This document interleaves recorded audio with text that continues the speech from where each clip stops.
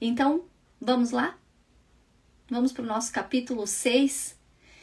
E o capítulo 6 na minha Bíblia diz assim, ó, tem 2 subtítulos, advertência contra a insensatez e a advertência contra o adultério novamente. Incrível quanto Provérbios vai dar ênfase ao adultério, né? Depois no capítulo 7 ele continua, nós vamos continuar nisso.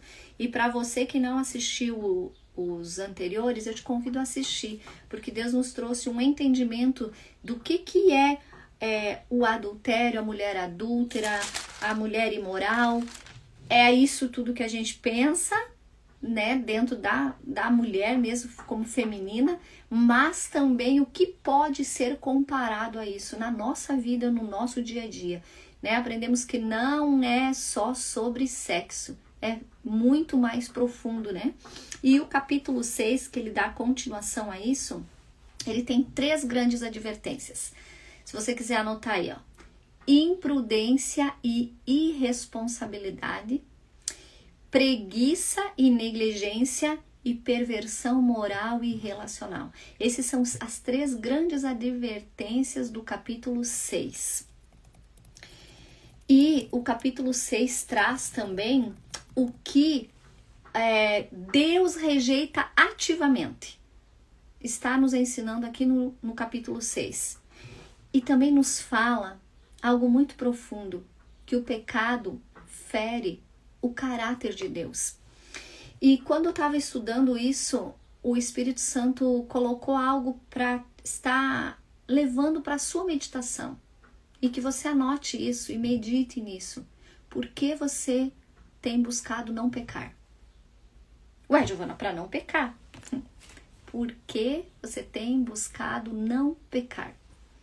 Quando você luta contra o pecado, para que você faz essa luta? Será que é só para não ir para o inferno?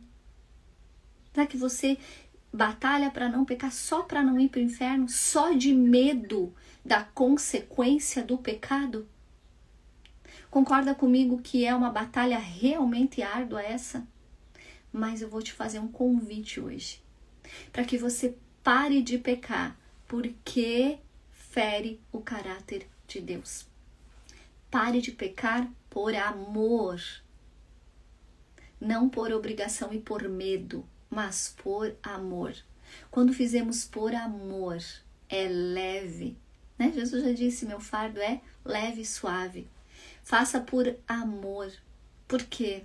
Porque eu e você que já recebemos Jesus Cristo como Salvador, como Senhor da nossa vida, nós temos uma linguagem que nós falamos assim, ó, que amamos a Deus acima de todas as coisas, que Ele é tudo para nós, nosso Senhor, nosso Salvador, nosso amado, aquele que mudou nossa história e por aí vai. Nosso Pai, nosso Criador. E aí estamos diariamente ferindo o caráter de quem amamos. Então o convite hoje é, não peque, não por medo, mas por amor ao teu Deus, ao teu papai, que você diz que ama acima de todas as coisas. Amém? Não peque por medo da consequência, mas para não ferir o caráter de quem você ama. Também ensina que a sabedoria bíblica, ela é moral, ela é espiritual e ela é relacional. É integrativa, traz cura para o corpo, para a alma e para o espírito. Bênção, não é verdade? Então esses princípios trazem saúde à nossa alma, saúde ao nosso físico, saúde ao nosso espírito. Tanta busca por qualidade de vida, por saúde, por disposição, por energia, por saúde aos ossos, ao corpo, não é verdade?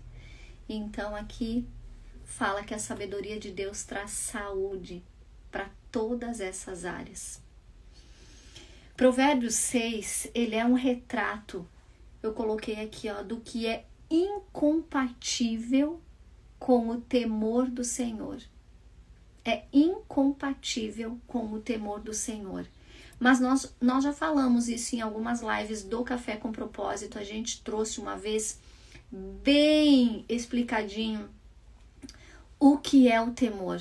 né? A origem da palavra temor no Antigo Testamento, no Novo Testamento, em cada texto, as diferenças dessa palavra. E o temor é, em quase toda parte que fala sobre ter o temor do Senhor, é uma confiança inabalável em Deus, em quem Ele é, no seu caráter.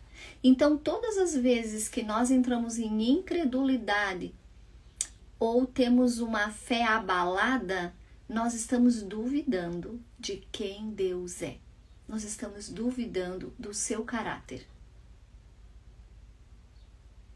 Amém, Lisana, porque eu quero que Deus olhe para mim e diga: essa é minha filha amada de quem eu me agrado.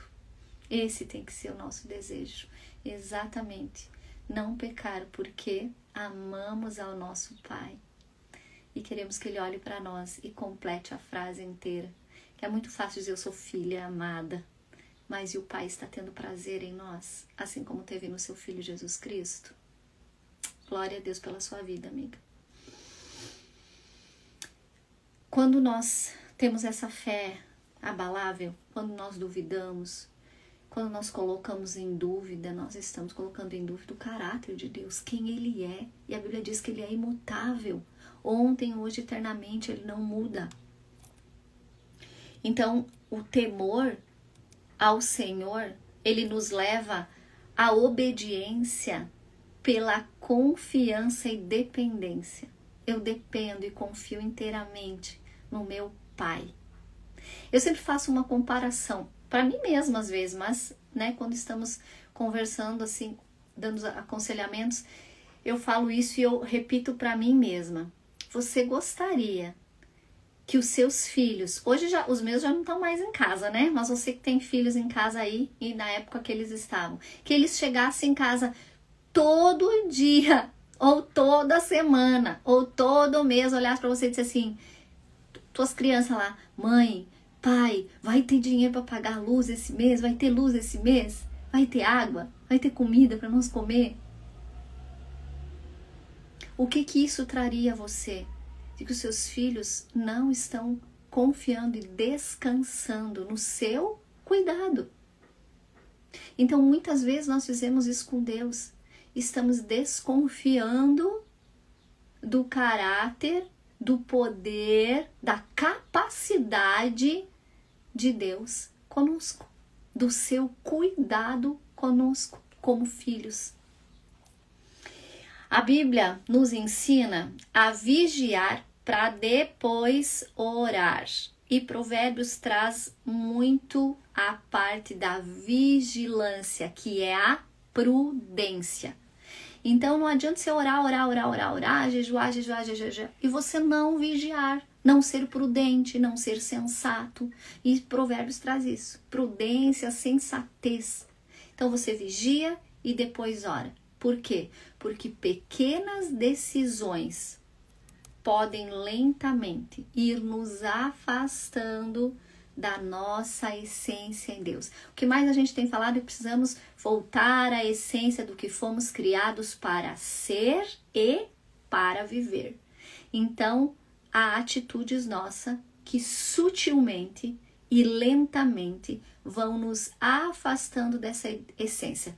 Quando você está em relacionamento de intimidade com o Pai, fazendo como Davi fazia: Senhor, sonda o meu coração, vê se há em mim algum caminho mau. Você está pedindo ao Senhor para mostrar, você está vigiando-se, vigiando a ti mesmo, para que você não vá lentamente, sutilmente, se afastando da tua essência em Deus.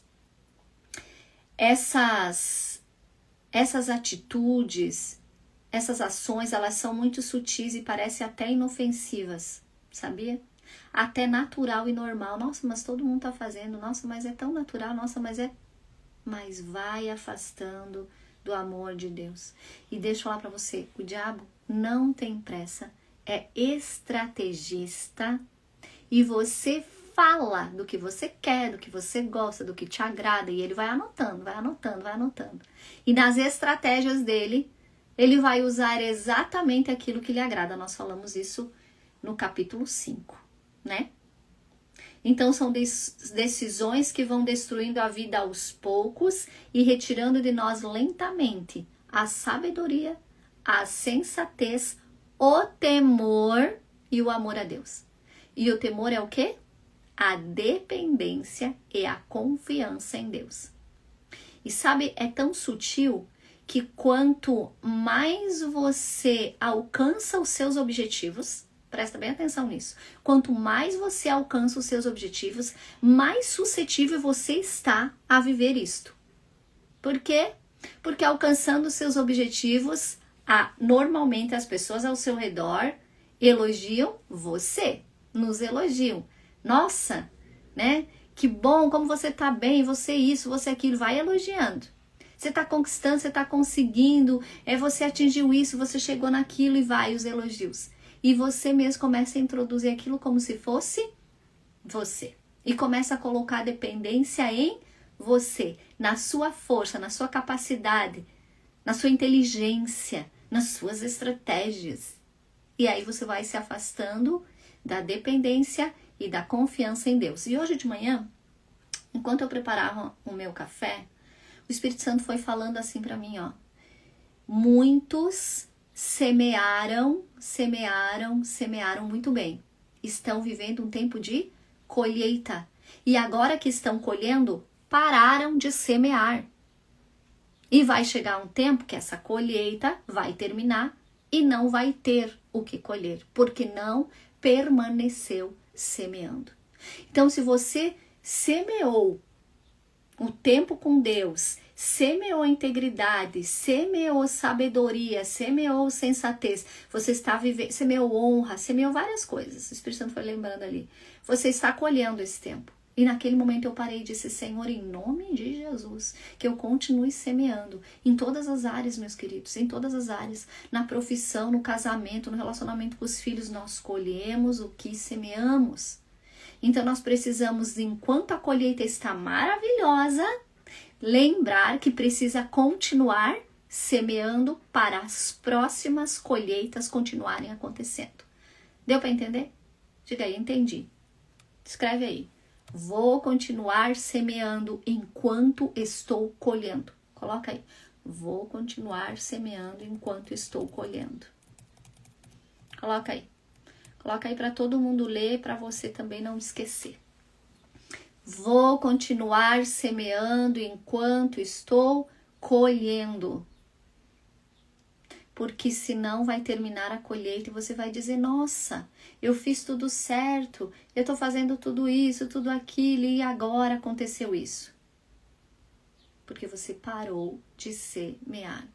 Você parou de ter tempo com Deus. Você parou de ter intimidade com Deus. Você parou de buscar instrução na palavra.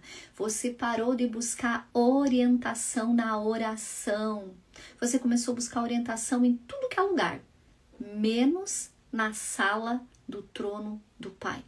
Daquele que conhece todas as coisas, o hoje, o amanhã, o eternamente. Você não buscou orientação nesse lugar. Então anota aí. Anota aí. Vou continuar semeando enquanto estou colhendo. Muito bem. Então vamos entrar aqui, ó. Se foi só a introdução. Vamos lá. Do capítulo 1, do versículo 1 ao 5, ele fala sobre compromissos financeiros imprudentes. Alguém aí? Alguém aí já fez compromisso financeiro imprudente? Às vezes a colheita de hoje é a imprudência do ontem, né? A colheita ruim financeira do hoje, a dor de cabeça, o problemão, as encrencas para resolver, é a imprudência financeira de ontem. E aqui ele começa falando sobre meu filho, se você serviu de fiador. Alguém aí já foi fiador? Eu esse ano, eu tive um cliente que passou por esse problema.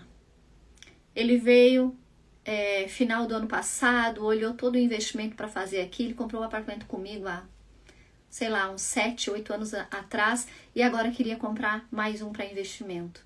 Veio animado ele, a esposa, vimos tudo praticamente fechado ali, só foi embora para ajustar algumas coisas em família. Esperou demais. Assim que ele chegou lá, quando foram olhar as contas, tinha sido bloqueado valores de suas contas. Foi ver o que era? Fiador. Fiador. E muitos dos bens dele já estavam sendo, né, bloqueados por conta disso. E em muitos textos da Bíblia fala sobre isso. E se você tiver alguma dúvida do que vamos falar, eu vou te convidar a estudar, buscar os textos, demais textos bíblicos que falam sobre isso. E aí eu trouxe aqui a explicação também sobre, sabe? Para você que gosta do ir mais profundo, vamos lá, nós vamos ir um pouquinho mais. A sua bondade com os outros não pode colocar em risco você e a sua família. Anotou aí? A sua bondade com os outros não pode colocar em risco você e a sua família. E a palavra fiador, ela é muito profunda. Na Bíblia, ela tem a origem do hebraico. Né? No português, ela tem a origem do latim, mas na Bíblia, ela tem a origem do hebraico. E o que significa, biblicamente, esta palavra no hebraico? Misturar, entrelaçar, tornar-se responsável e assumir o lugar do outro. Assumir o lugar do outro. Deu para entender? O que é ser fiador? Assumir o lugar do outro. Você sentou na cadeira do outro. Então, meu querido, minha querida, se você foi fiador e o cara não pagou, direito nenhum tu tem de ficar brigando, terminando a amizade, cortando o relacionamento com a pessoa. Sabe por quê? Porque você escolheu sentar no lugar dela e dizer que você era o devedor por ela. É isso que está dizendo aqui, ó. Colocou-se no lugar do outro. Então, quando vem falar comigo algo, porque esse é um compromisso que nós temos, eu e meu marido, de não sermos fiador, salvo que, presta bem atenção, o que você pode assumir. Por exemplo, vai ser fiador no aluguel de alguém. O aluguel é R$2.000 por mês. Você pode incluir nas suas despesas mensais mais 2.000 por mês para o seu pagamento? Não, Giovana, não posso. Bom, então você não pode ser fiador. Agora, se você pode assumir esses 2.000 por mês, então você assina, se coloca no lugar do outro. Porque se acontecer, tá ok. Você já colocou essa conta no seu mês. Então, esse é o nosso padrão, meu e do meu marido. É não, mas se for, precisa entrar no nosso orçamento. E aí, conscientemente, assim, a gente coloca assim, ó. Eu vou dar um exemplo aqui, não foi fiador. Nós tínhamos um terreno, tinha uma edícula e nós alugamos. E a pessoa não pagou e não pagou e não pagou e passou por vários problemas. A família que estava lá, a mulher teve câncer, vários filhos, várias coisas, desempregada e tal. Eu e meu marido chegamos em casa um dia e aquilo vai irritando, não é? Você estava contando com aquele valor.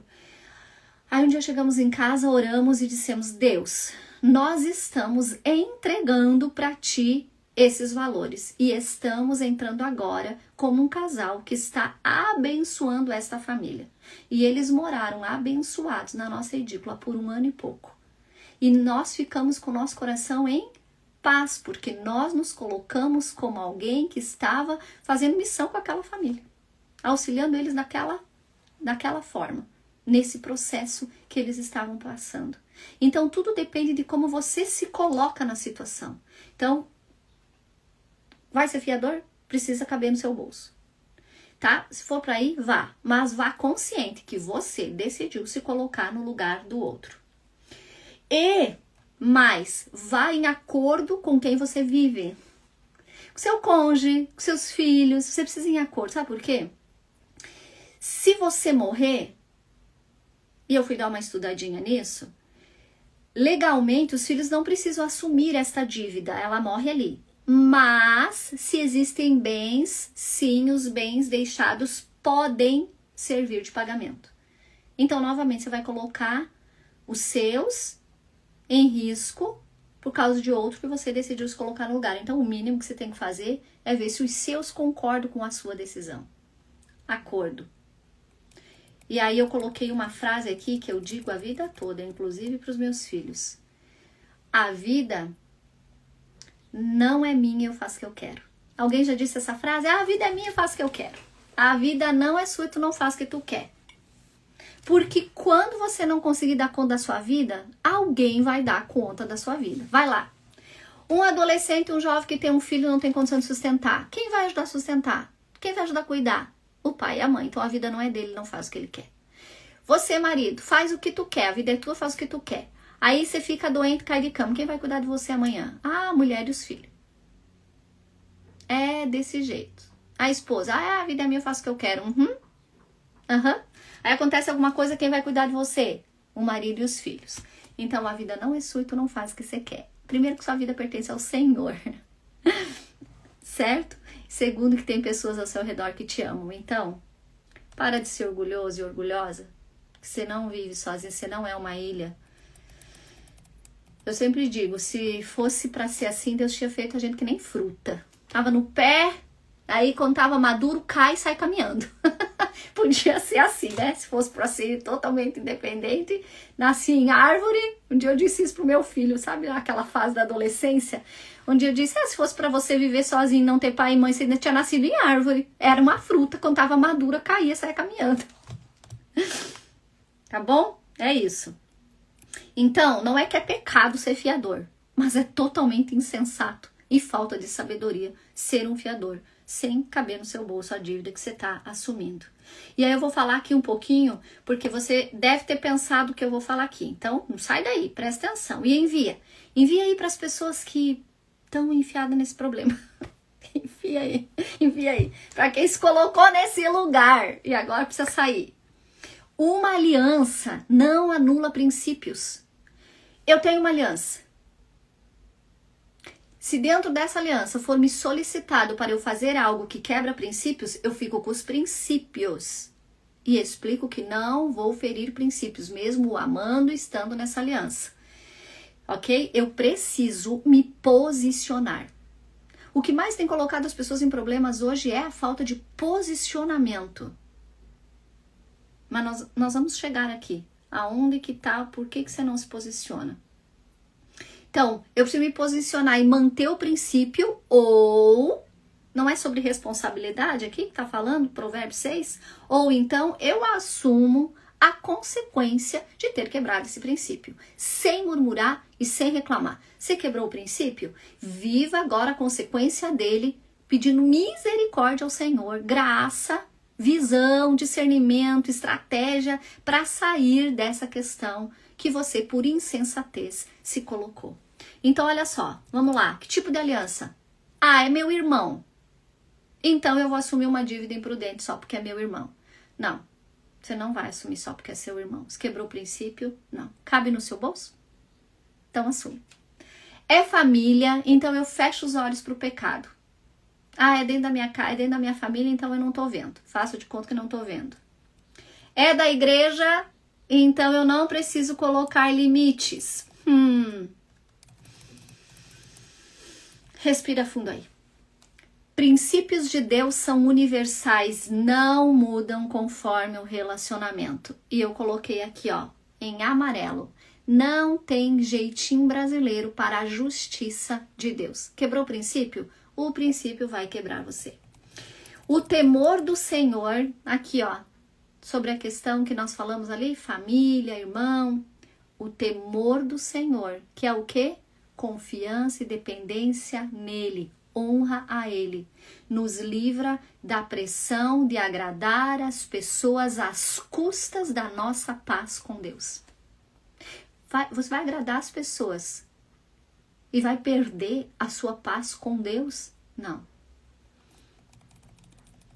E aí, na continuidade ali diz, livre-se, humilhe-se, insista, incomode o seu próximo. Livre-se como a gazela do caçador. Você precisa se esforçar para ajeitar isso, se você já tem isso na sua vida. Não deixe para lá. Conversas difíceis muito difíceis nessa área precisam acontecer para que você se livre desse laço de ter sido fiador, de ter se colocado no lugar do outro. Talvez você colocou no lugar do outro em palavra, não foi em dinheiro, você deu uma palavra e se colocou no lugar do outro. Você colocou a sua mão no fogo pelo outro. Também conserte isso. Vamos lá? Do 6 ao 11, preguiça e negligência. Aí fala sobre o que? A formiga. Que exemplo lindo tem a formiga para nós. Um ser tão pequeno, mas foi trazido aqui como um exemplo.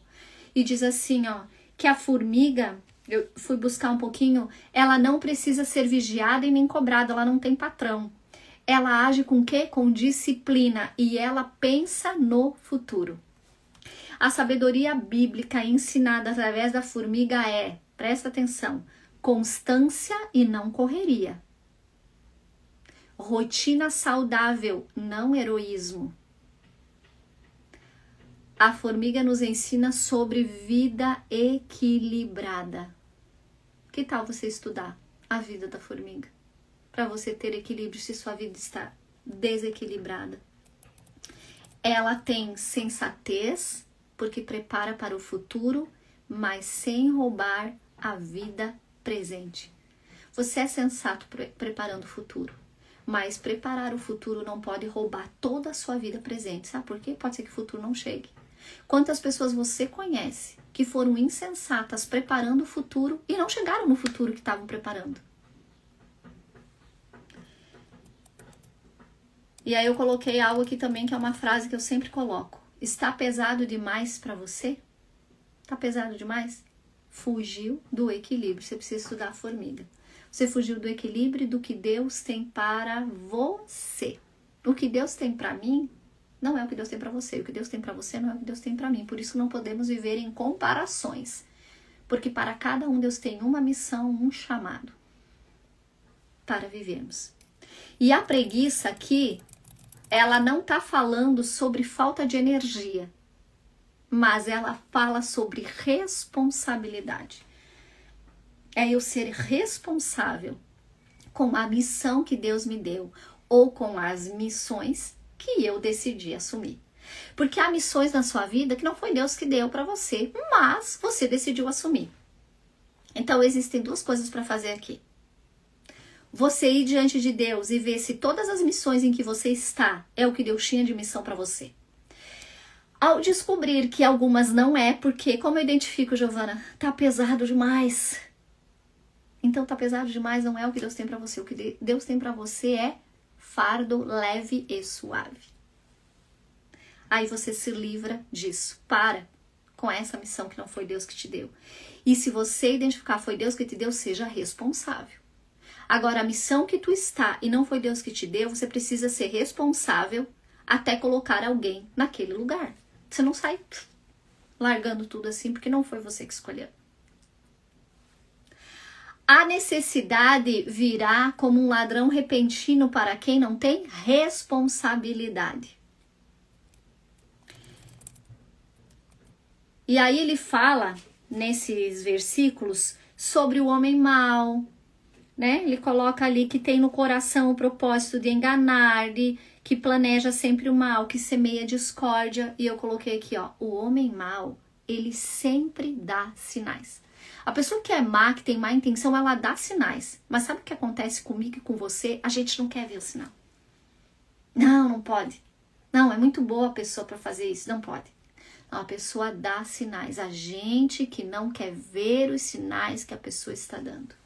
Mas ela dá sinais. Nós precisamos, como a Bíblia diz, ser simples, mas espertos como as pombas. Simples como as pombas, mas espertos como a serpente. Nós precisamos estar ligados em Deus para ter discernimento e visão para que nada fique oculto ao nosso redor. Alguém de má fé sempre dá sinais, mas, por vezes, presta bem atenção, o despreparo financeiro, o desespero desespero financeiro, a desorganização financeira faz você se aliançar com o homem mau, com o insensato.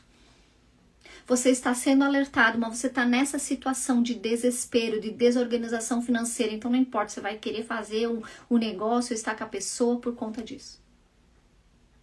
Então eu vou te dar um alerta aqui. Bem sério. Presta bem atenção. E depois envia essa live para todos os seus parentes.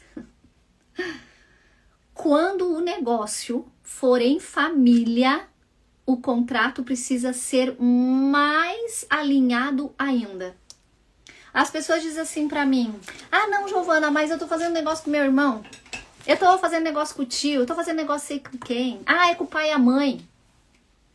Aí eu digo: então vamos lá? Bora ver um advogado, fazer um contrato? Não, não precisa, porque vai ser... Não. Escuta aqui, também é uma corretora de imóveis que está falando aqui. Qualquer negócio que você for fazer, o que você for fazer em família, faça o contrato mais sério da sua vida. Sabe por quê? Porque família não sai da sua vida, é família para sempre. Você pode criar um problema em família para sempre. Algo que é lá na frente, em algum momento, alguma geração vai ter que resolver. E se for com amigo, perde o amigo. Então, se for amigo, se for família, alinhe mais ainda, ok? Provérbios adverte não sobre erros ocasionais só, mas ele adverte sobre um estilo de vida errado, um estilo de vida insensato, um estilo de vida imprudente. E eu convido você, de hoje até domingo, faça uma análise na sua vida, pare de mentir para ti mesmo. Olhe as suas escolhas, suas decisões, o que você realizou até aqui e veja, anote aonde você foi insensato, insensata, onde você foi imprudente. Para quê? Para que você não volte a repetir essa insensatez, essa imprudência. Anota lá. Coloca aquilo diante de Deus e arrependa-se. Se o meu povo se humilhar e se arrepender dos seus maus caminhos, eu o ouvirei e sararei a sua terra. Talvez a sua terra financeira precise de cura porque precisa de arrependimento, precisa de retorno.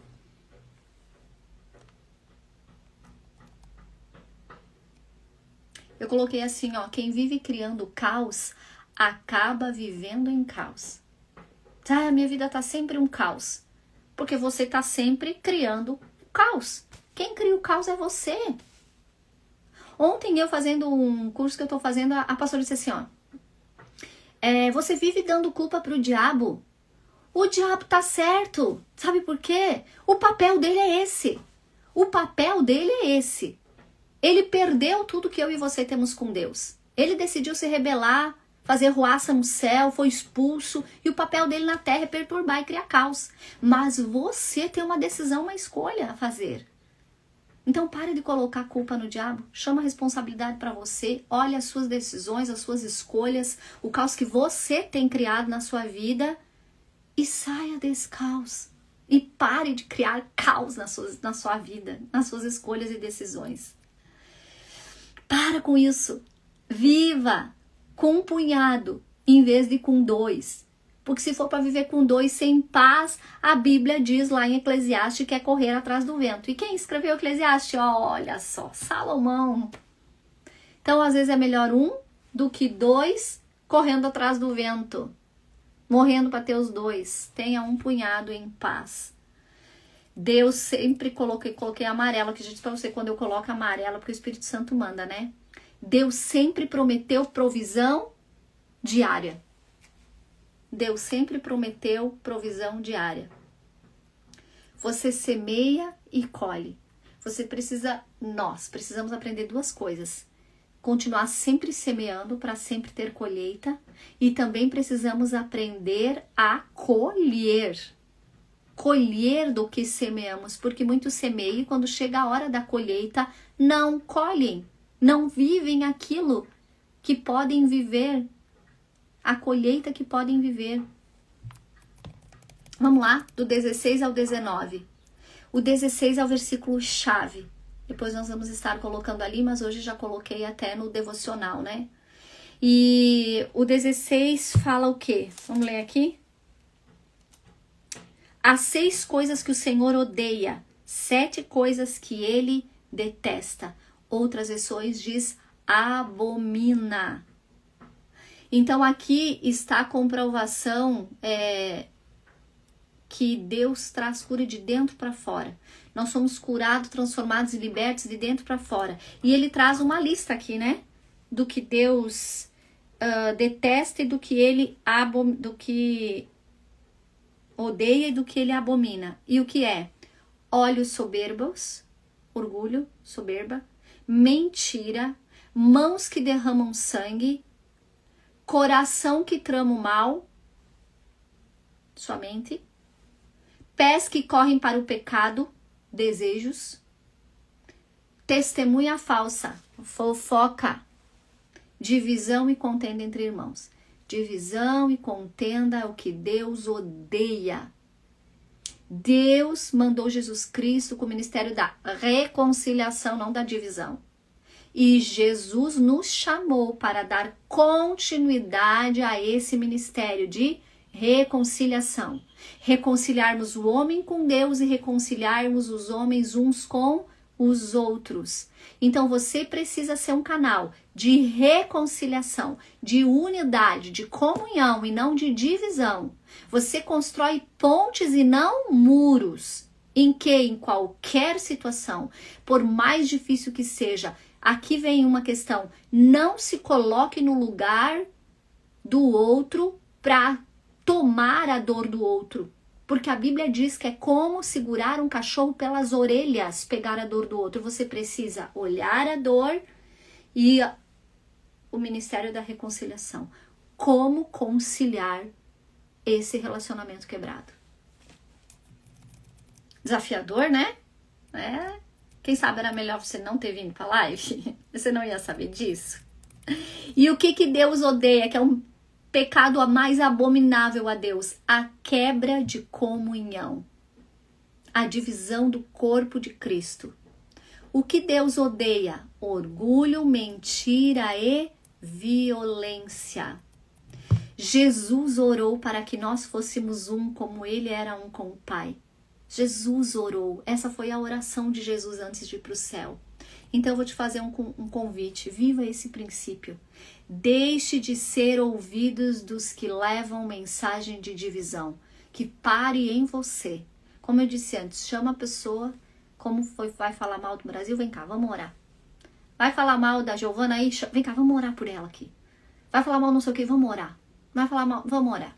Vamos orar. Né? No meio de tudo que estamos vendo no nosso país, no meio da igreja. Se reunisse e dissesse: vamos levantar um clamor por misericórdia, por favor, por graça, por arrependimento. Se houve o erro, que haja arrependimento. Quando você vê algum pecado vindo a público, alguém confessando, principalmente líderes, sabe o que eu e você devíamos fazer? Eu tenho feito isso. Tenho até dito glória a Deus, aleluia, Senhor. Por quê? Porque essa pessoa cumpriu o que a palavra diz: humilhe-se, arrependa-se, porque Deus sarará a sua terra. Então, quando você vê um escândalo, sabe o que é isso? É humilha-se. Está se humilhando, está se arrependendo, em vez de eu e você vermos o dedo do corpo de Cristo, que é teu corpo, indo para a cura, indo para o médico, indo para a restauração, e você ficar feliz e orar para que Deus restaure, para que Deus cure. Você vira fofoqueiro da situação. Vamos começar a orar pelas pessoas que estão vindo à luz dos seus pecados. Porque sim, Deus está limpando a sua noiva. Deus está limpando a sua noiva. Então ore por restauração, por arrependimento. De Senhor, incline esses corações ao arrependimento. Esse precisa ser o clamor do corpo de Cristo. Não sejam ouvidos de divisão. E eu coloquei aqui, um estudo que veio, que eu fui buscar e encontrei. O juízo bíblico, às vezes, é consequência acelerada. É Deus permitindo que a escolha produza o fruto mais rápido, mais intenso e mais claro. O juízo só revela o que foi semeado. E olha só, eu coloquei aqui, ó, nós podemos chamar de graça, uma graça severa. É Deus olhando e dizendo, eu amo tanto que eu vou trazer isso à luz para que haja cura, para que haja arrependimento, eu vou dar oportunidade de arrependimento, oportunidade de cura. Nós vivemos isso. Nós vivemos isso esses dias. E Deus dá oportunidade. Alguns aceitam a oportunidade de cura, de arrependimento, de retorno. Outros não. Outros acham que não é assim. Outros ficam no nada a ver. Em nome de Jesus, né? Que quando o Senhor trouxer a revelação, trouxer a luz, haja arrependimento, para que haja transformação e principalmente salvação, que possa chegar à vida eterna.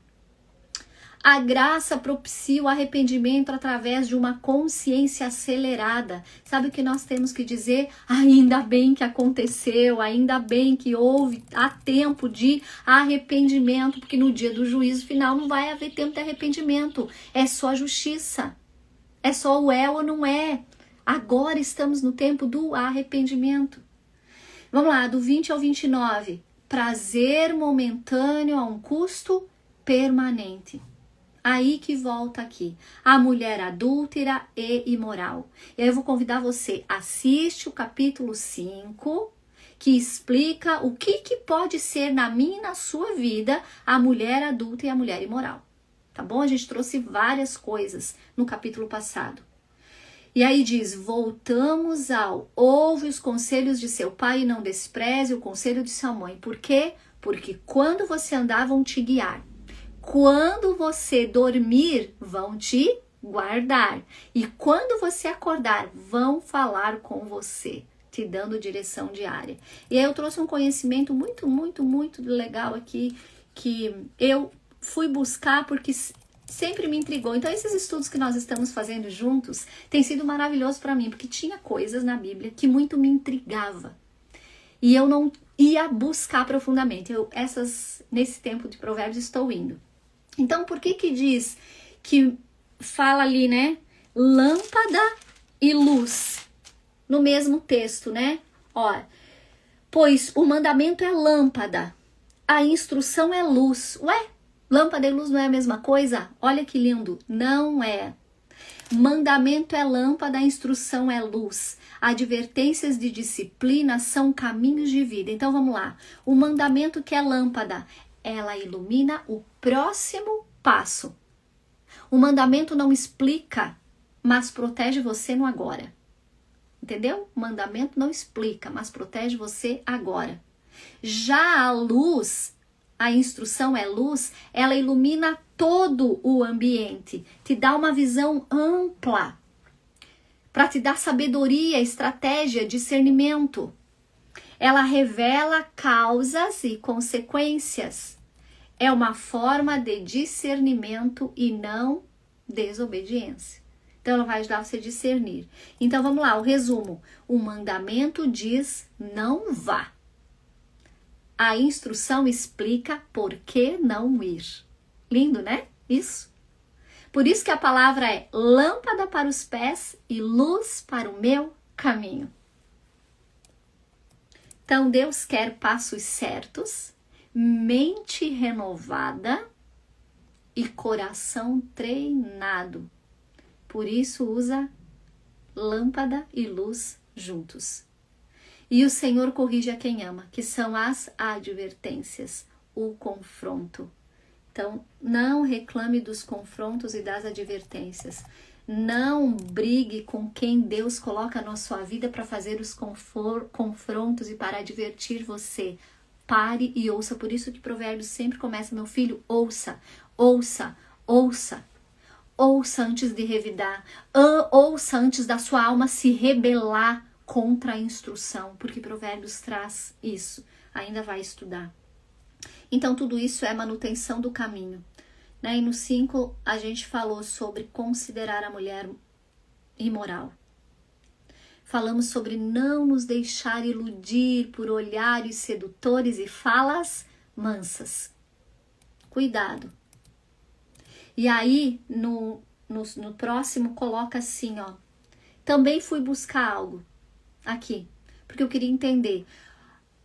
Porque enquanto eu era jovem, esse texto era só para falar sobre o sexo fora do casamento, no namoro, na adolescência. Era isso. Eu disse, não pode ser só isso, tem que ter mais. Olha que lindo. Pode alguém colocar fogo no corpo e não queimar a roupa? E o estudo trouxe o quê? Pode alguém corromper-se por dentro sem em algum momento externalizar para fora? Então você pode viver se corrompendo por dentro, mas uma hora vai vir para fora, e aqui está o perigo.